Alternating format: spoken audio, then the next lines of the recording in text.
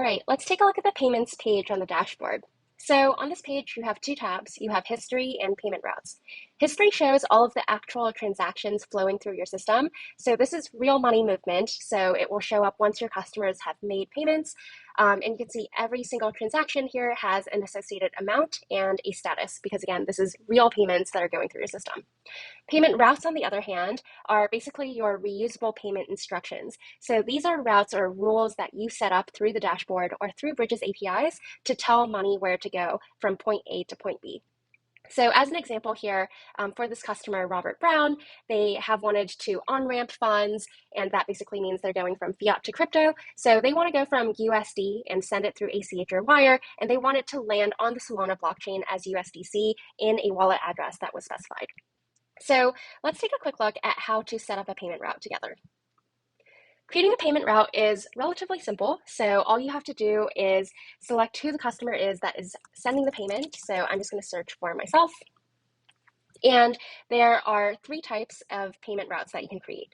So there's on-ramps, which is going from fiat to crypto, off-ramps, going vice versa, crypto to fiat, and crypto to crypto. So if you want to send money from a crypto source to a different crypto destination, for example.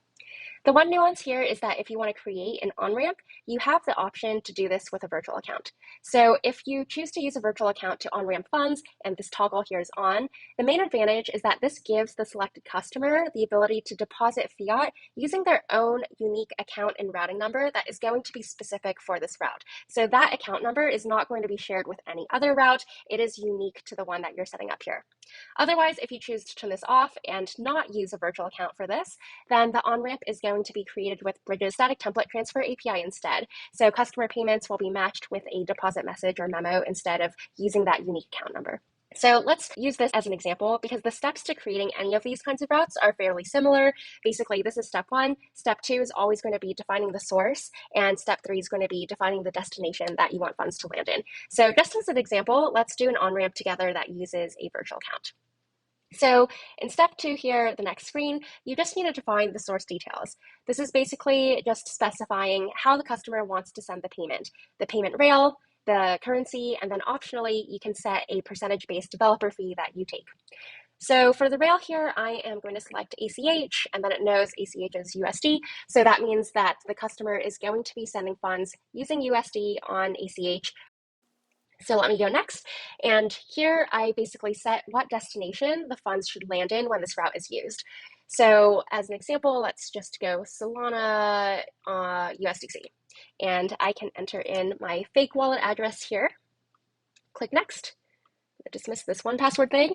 And it shows you a review step where you can just see all the information that you've put in and confirm that that's correct. And now I am creating a payment route. So it tells me, okay, cool. Payment route instructions are ready. It shows all of the information that this customer would need to know to send a payment to it. So you can now either copy this information and send it over to the customer so that they can start using this payment route, or you can download it as a PDF and send it to them. So I'm going to dismiss this now, and we can take a look at a payment route to see what more details we have about each one. So just using this one as an example, you can see we have a Euro to USDC on-ramp. It's a virtual account. And here you can see all of the payment route instructions. So again, because this is a virtual account, all of this information, the account number is going to be unique to this route, and that's how the payment gets matched in our system. So if the customer ever loses this information, you can send these instructions to them as a PDF again. And here you can see the source details and destination details. So this means that the customer is going to be sending money to this instruction using euros on SEPA, and the destination, it's going to land on Solana in USDC in this wallet.